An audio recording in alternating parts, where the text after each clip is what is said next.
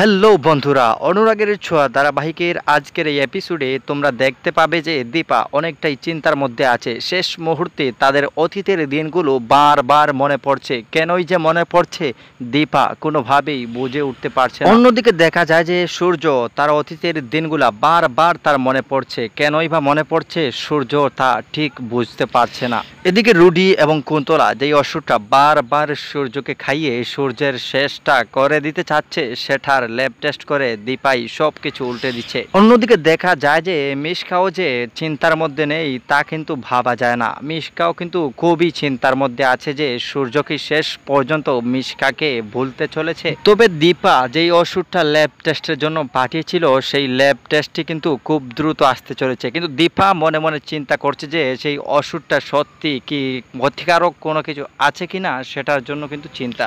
তবে দীপা মনে মনে ভাবতে থাকে যে 100% ল্যাব টেস্ট করলেই সে বুঝতে পারবে যে আসলটা ক্ষতি না লাভ। অন্যদিকে আগামী পর্বগুলো সবার আগে পেতে চ্যানেলটি সাবস্ক্রাইব এবং বেল বাটন চাপ দিয়ে রাখবেন।